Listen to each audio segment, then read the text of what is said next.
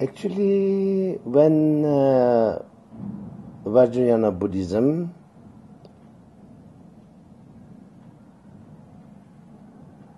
let's say is appreciated by people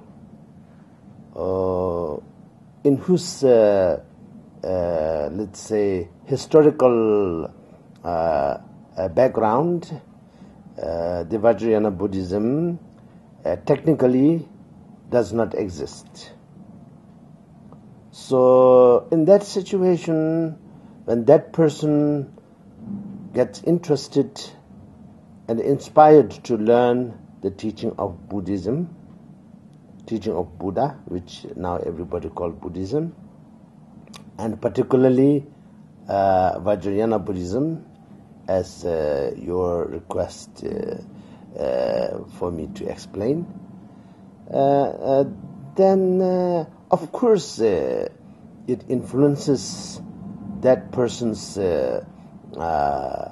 perception about everything, above all about himself or herself, and everything around him or her, and also everyone else that they interact.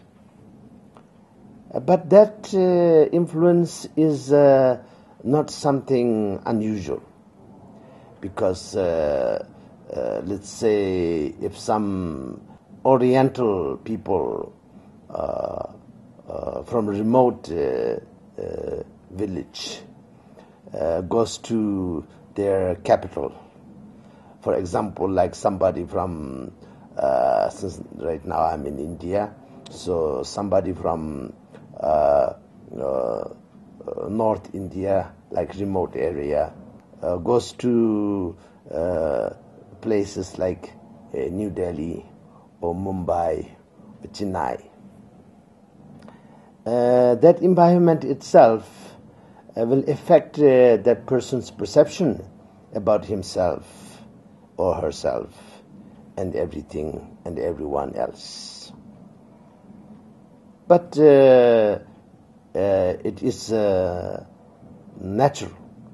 So when somebody who was never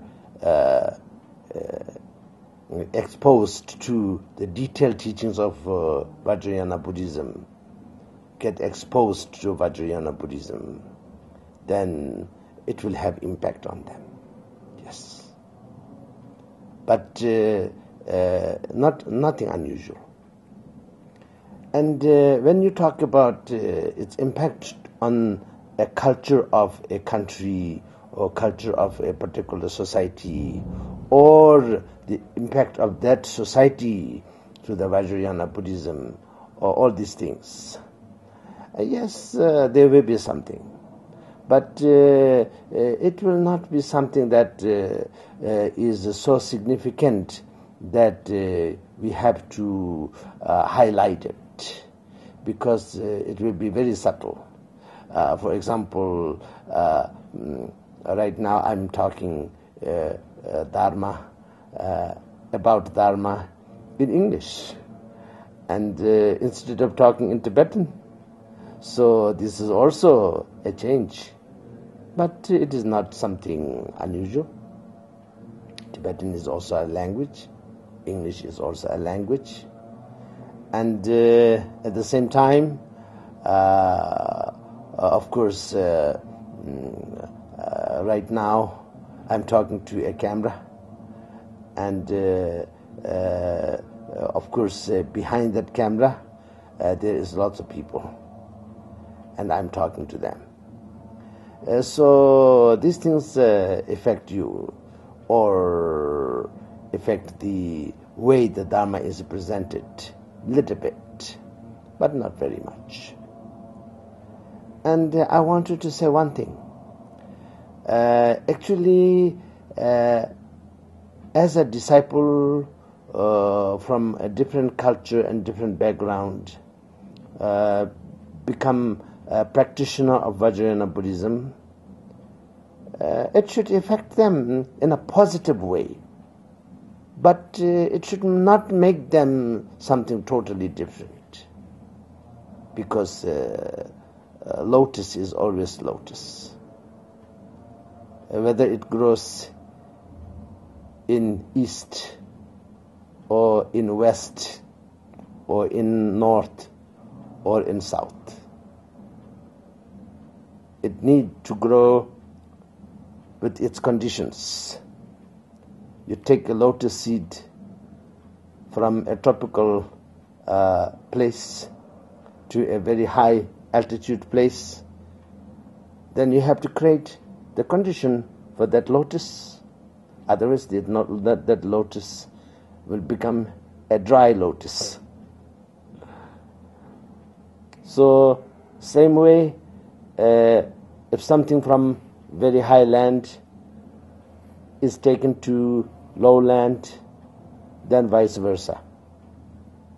So, this kind of adjustment, this kind of slight changes are necessary. And if one is sincere as a disciple, learning the Dharma, and also a sincere